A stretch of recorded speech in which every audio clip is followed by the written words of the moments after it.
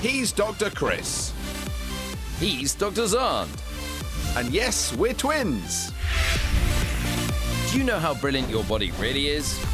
My finger's got yellow pus in it. Well, we're going to show you. Yay! In this series, we'll be pushing our bodies to their limits. I like the sound of this. By doing extraordinary experiments on each other. This is my sick. To uncover what goes on inside And out. Wow, that's amazing. from the bizarre. To the incredible. So now I'm seeing things. It's time to find out what you're made of. Chris? Chris? Chris?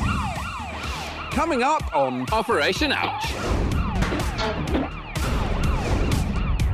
Courtney's ear needs flushing. Xand does some painting with his Wii. And we meet some creepy crawlies that are a bit too close for comfort. Oh, it's moving. Operation Ouch. Medical teams always expect the unexpected. Let's see how they fix our first patient. In Accident and Emergency, 9-year-old Courtney has come in with her mum, her dad, and something else. I got a bit of a pencil stuck in my ear. You what? Did I hear that right? I was messing around with it and I put it in my ear. Okay, I did. So what colour is it? It's a yellow pencil. Never mind the colours, Xand. Well, how did it get there? Courtney was in her bedroom with her colouring pens and pencils. One in particular caught her eye. It was the yellow one. Oh, is that her favourite colour, Chris? The green one looks nice. Or the blue one? No, Xand, something about the yellow one appealed to her. Anyway, she stared at it. It stared back, wondering if it would be chosen. Colour in with me, it thought. I'll be your sun. I'll be your sand. I'll be your rubber ducky. Why would she want to draw a rubber ducky? I couldn't think of anything else yellow. Just go with it. Okay. That might fit in my ear, Courtney thought. Oh dear. I see where this is going. So did she. Ouch! That crayon must be hiding. Can you see it, Dad? Here's Dr. Julian Warren to investigate. What colour's the crayon? Not you as well, Doc. Yellow. Was that your favourite colour? No. No. OK. Tell us, what is your favourite colour, Courtney? Red. Red, right. Glad we got that sorted. Should we have a little look and see if we can get it out? First, Dr. Warren needs to check exactly where the missing crayon's hiding. Yeah, we can see that quite clearly. Thank goodness he's found it. So where exactly is it? Your ears are divided into 3 parts, the inner, middle and outer ear connected by the ear canal. The ear canal is roughly 2.5 centimetres long, and that's where Courtney's yellow crayon is stuck. If it's left in there, it could cause damage or infection. Let's see if we can get that out, shall we? What's the plan then, Doc? We'll take her through to the procedure room. We'll try and see if we can get a little metal probe behind it and hook it out, but hopefully we'll get it out today. In the treatment room, Dr. Warren goes crayon fishing with his special hook. But will he catch anything? It's just a case of trying to see if we can get past it. The crayon just won't budge, so Dr. Warren has to go to plan B. Find out later what on earth he's going to do with all that liquid.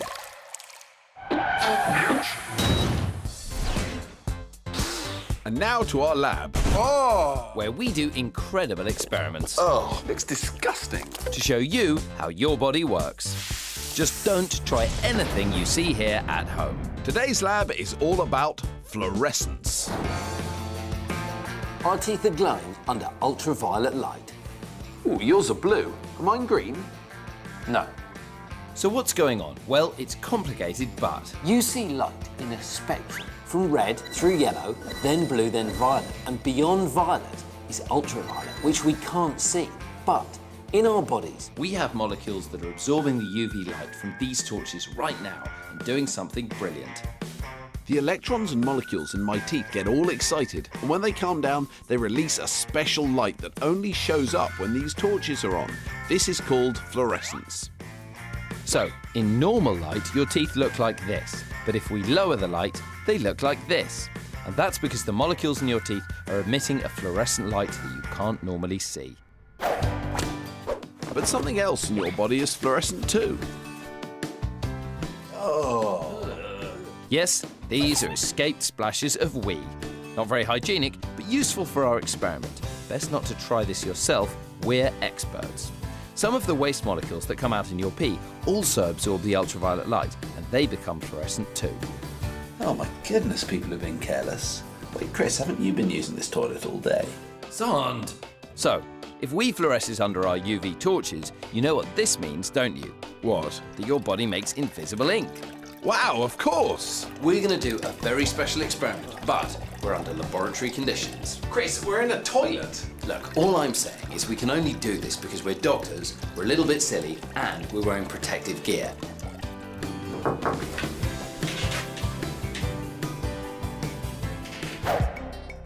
So, now that we've got Xand's wee, it's on with the invisible ink experiment. I'm going to ask Xand 3 body-related questions, and he's going to write the answers in his wee. But we won't see what he's writing because we're about to prove that Xand's wee is invisible ink.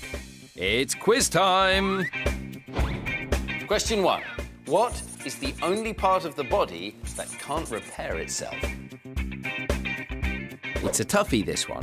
Will Dr. Xand get it right? I'm done. Second question. What is the body's largest organ? This is a good question. I know this one. You done? I'm done now. Good. Finally, how many litres of urine does the average human produce every day? The amount of wee you produce is very related to how much you drink in a day. That's the end of quiz time. It doesn't look like you painted anything. Oh, I have. It's right there in my own wee. I did it. No, I know. You painted in your own urine. That's why we can't see it. But if we turn on the ultraviolet light, it'll reveal how many Xand's got right. There you go. Yeah, look at that. Now you can see my answers. The molecules in the wee are fluorescing after absorbing UV light. So question 1 was, what's the only part of the body that can't repair itself? Teeth. Well, actually, it's the enamel. I think we'll give you the point. Yes. Question 2, what is the body's largest organ? Skin? The skin is right. Finally, how many litres of urine does the average human produce in a day? I put 3. 3 is wrong. The answer is 1.5. So I pee twice as much as an average person. That's right. Well, you probably drink twice as much as the average person. Anyway, 2 out of 3 isn't bad. Let's turn on the lights. You see the writing's disappeared now. So we've shown that molecules in your body fluoresce after absorbing UV light. You've actually got invisible ink inside your body. And this fact was discovered years ago. Urine used to be used by spies as invisible ink to write secret messages that could go undetected by the enemy. Still a bit smelly, though. Xand. Now, who doesn't love a kickabout in the park? I know I do. Me too, but football can also be a game of danger. You could be in danger of pulling a hamstring, straining a side, or even tearing a ligament. Which is why we always warm up first. Do some gentle leg stretches. Loosen that body up. And make sure those muscles are warmed up a bit. There we go. I'm thoroughly warmed up and guaranteed to be injury-free. In fact, I'm not just warmed up, I'm boiling. Don't need this anymore. Oh, my eye! Oh no, a minor injury. So what should you do if you accidentally get a whack on your eye? Should you A, shut your other eye and hope that everything's all right when you open them both? B, make an eye patch and pretend you're a pirate? C, put something cold on the eye for no more than 10 minutes to relieve the pain. Well, the answer is C. Put something cold on the eye until the pain is gone, but for no longer than 10 minutes. But if you've got problems with your vision, go to accident and emergency. How's that, Xand? That's much better. I think I'm ready. But hold on. Arr! I'm gonna play in the park with my ball until my timbers are shivered. Arr! What are you doing, Xand? Just thought I'd try option B. So, if you get a whack on your eye, put something cold on it for no longer than 10 minutes. If you have problems with your vision, get an adult to take you to accident and emergency.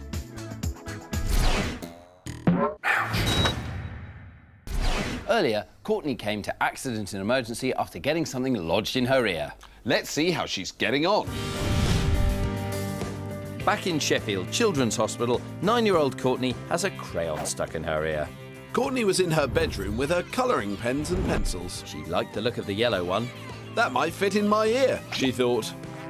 Ouch. To remove it, first Dr Warren tried to hook it out like a fish. But never caught a thing.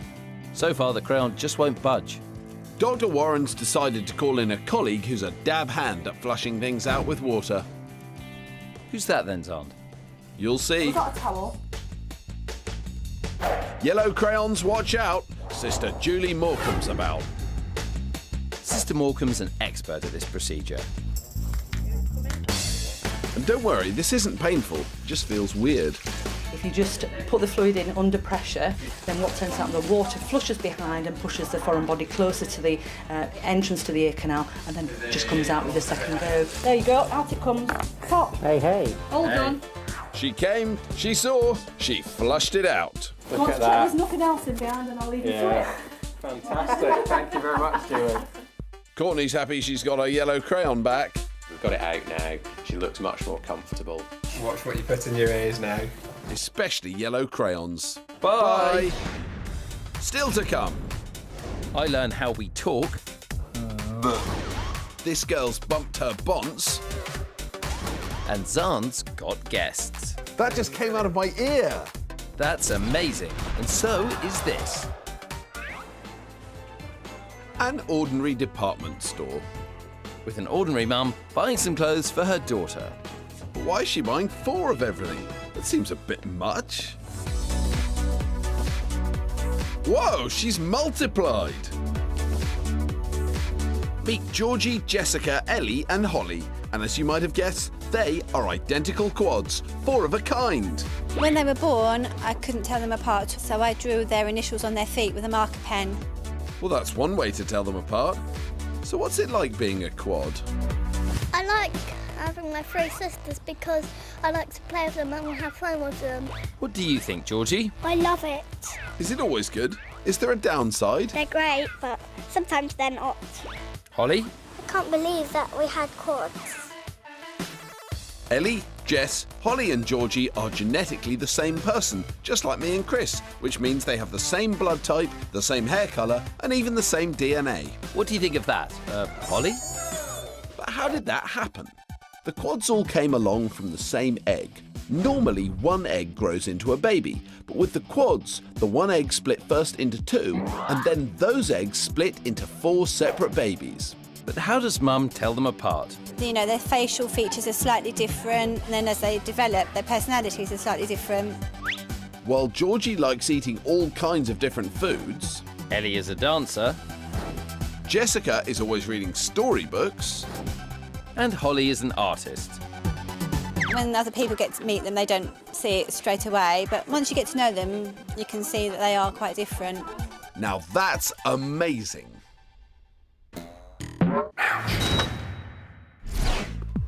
Your body can need mending in all sorts of ways, and we're going to meet some special teams that are trained to fix you. Speaking is one of the most complicated things you can do. And while I bet you know that your lips and tongue and voice box are all involved, I bet you don't know what your soft palate does, or even where it is. Well, open your mouth and say ah. See that? It's where the dangly bit hangs from. And most of us use it without even thinking about it. But today, we're going to meet a patient who's learning to use hers. 9-year-old Millie is in speech therapy after she was born with a cleft palate. This means she had a hole going through the roof of her mouth to her nose. She's had a series of operations to fix this. However, Millie still finds speaking a little bit difficult. There are some sounds that you find really easy and some sounds that you find difficult. And I find the S word more difficult than other words. And that's the one you've been working on today, isn't it? Yeah. When you make a speech sound like an S, the soft palate needs to lift up and make a seal with the back of the throat. In Millie's case, she isn't able to do that. So when air comes up, it isn't directed just into her mouth, it also escapes down her nose as well. To help her with that, she's working with speech therapist Jane O'Connell.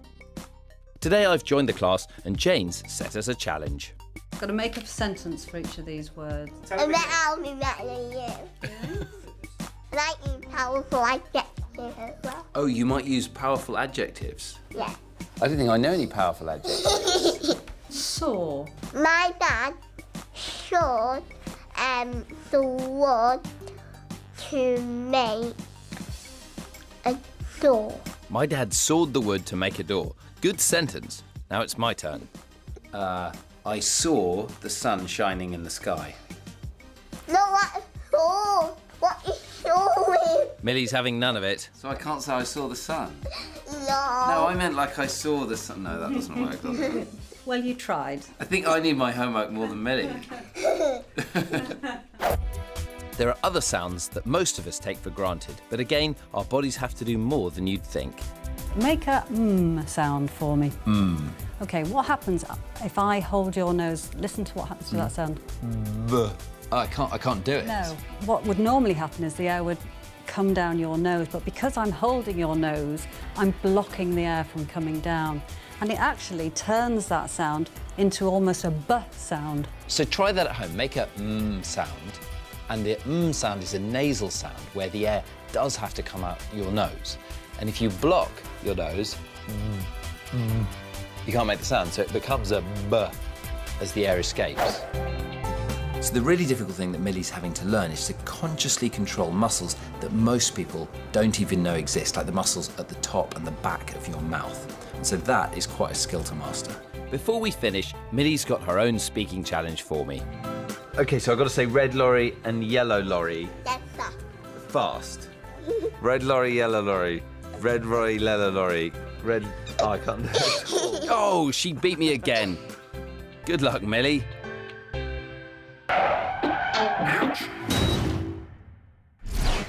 When you get injured, your body is brilliant at mending itself. This next boy should know he's always having accidents.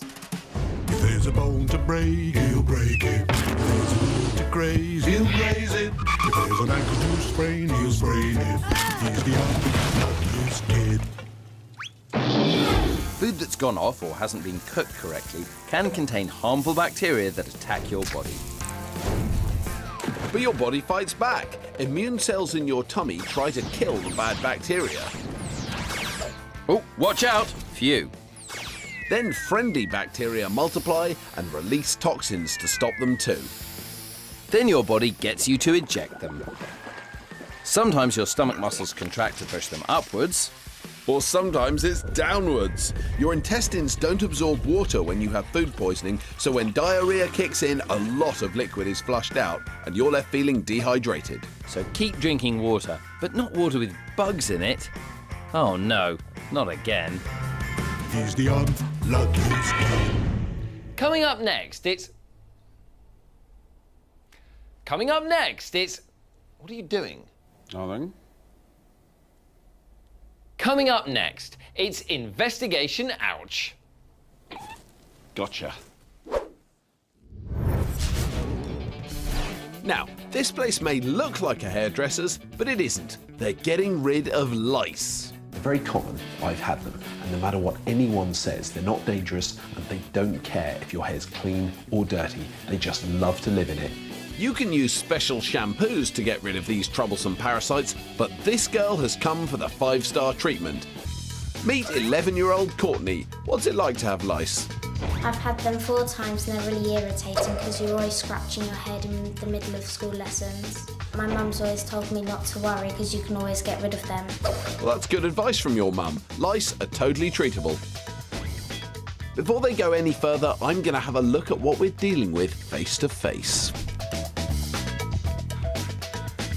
Crikey! Now, they may look icky, but lice are very common. Studies have shown that as many as 1 in 3 children are likely to get head lice during the year. So how do we get rid of them? Meet Justine Armitage. She's a head louse's worst nightmare, and she's got a rather special technique. We'll hoover Courtney's hair with a specialist lice hoover. Did she say lice hoover? with a specialist lice hoover. That's affirmative. For every live lice there is, we'll catch it in the filter, so we can count how many there are. Is it quite fun doing it? Is it quite satisfying? Yes, quite mouth-watering when you see lots. Let's see what we can suck up. Make sure you get into the corners. After a thorough treatment, how's Courtney coping with being, hoovered? Nice. She likes. Time to see what Courtney's bonce has been keeping secret. So we've managed to catch several lice, and you can see them crawling around in here. So why do lice love hair so much? Well, it's warm, it's near a blood supply, your scalp, which is what they feed on, and they can also anchor their eggs to hair, which means they're very safe and well protected. Your hair is the perfect environment for head lice. Lice make you feel itchy because they poo on your head. Now that's disgusting, but it isn't dangerous, and in fact it's quite useful because it's the itchiness that lets you know you've got them. Now we've caught the adult lice, but the next step is to find the eggs. A special fine-toothed comb is scraped through Courtney's hair to remove them. Let's see how many we've combed out. Oh, you've got loads. One louse can lay 100 eggs at a time. They're also called nits. A week later, they'll all hatch into lice, and those lice just keep breeding. So at the end of the month, one louse has become 1,000 head lice. Just as well we've got these guys out. How are you feeling, Courtney? Fabulous. Absolutely. So that's head lice. They're not dangerous, but they are unpleasant. But there are other things that live on your body. Let's investigate. So I've come to see entomologist Vince Smith from the Natural History Museum. So Vince, lice aren't the only things that live harmlessly on our bodies, are they? No, that's right. We've also got this other parasite called a Demodex mite. And with these, the older that you are, the more likely you are to have them.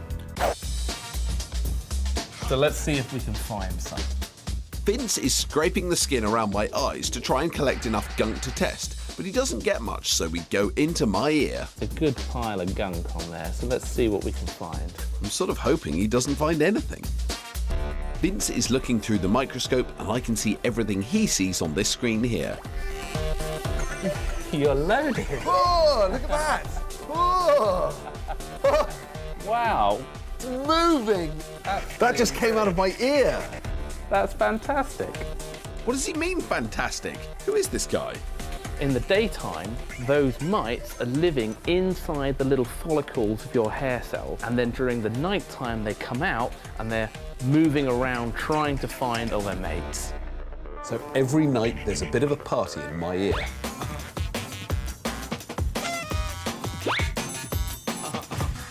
So these mites are pretty disgusting, but actually they're not doing me any harm. In fact, they're useful because they help clean the gunk from your ear. We're carrying around all of these passengers, and this is just the start. There are many other human parasites that we've got too.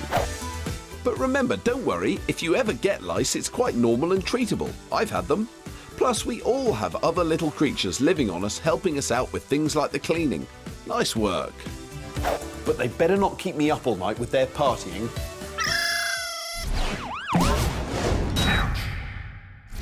Our next patient's had a rather unusual accident. Luckily, she's come to the right place. For you. Accident and emergency, the place to come for treatment of serious injuries and terrible traumas. And hang on, this one looks all right. Looks can be deceiving, Xand. This is 10-year-old Shannon, and she's, well, just listen. My friends was having a snowball fight. Right. So what I've done is I've backed away. Okay. I've slipped on the ice. Well, ice is slippy. I've fell onto Onto a... Hold on, let's get this story straight. Okay, so Shannon was playing in the snow with her friends. She was enjoying running about when the others started a snowball fight. Ooh, watch out. As the snowballs were flying, Shannon backed away, trying to avoid getting hit. Look out for the ice. Yeah, well, she didn't. And she went flying, whacking her head onto a big telegraph pole behind her. Oh, so that's what it was. Ouch. So let's see it then. Ooh, that's no joke. Here's Dr. Shorav Munjal to sort you out. All right, Shannon, so what time did this happen? Mum, any ideas? It happened about an hour ago. I'm just going to have a look in your eyes. Dr Xand needs to give Shannon a thorough examination, but if you're wondering why he's not looking at her cut, that's because the biggest worry after a blow to the head is concussion. Inside your skull, your brain is made up of soft tissue cushioned by blood and spinal fluid. If your head hits something very hard, your brain suddenly shifts inside your skull and can knock against the skull's bony surface. When the brain moves about like this, it can cause temporary brain injury called concussion. To find out if Shannon has got concussion, the doctor tests how her brain is working by checking her eyes respond properly to light, her muscles work normally, and he checks her nerves, and finally, her balance. Luckily, it looks like Shannon doesn't have concussion, which means now the doctor can check out that cut. Quite superficial, which needs a bit of super glue to close it up. Now, I'd just like to add, this isn't the kind of glue you get at the local shop. It's not super glue, this is special skin glue. But Shannon's not done yet. Wait till you see what the nurse does to fix that hole in her head. Shannon's own hair is being used as stitching thread. Tying it into knots brings the two sides together. Now that's what I call using your head. And once the knots are in place, there's a dab of skin glue and it's all over. And someone's relieved. Are you feeling okay? Feeling alright? Time to hit the road and head home. But maybe walking backwards is an idea you'll knock on the head in future, Shannon. I would never ever walk backwards ever again. Best foot forward then, eh? Bye! Until then, that's all from Operation Ouch.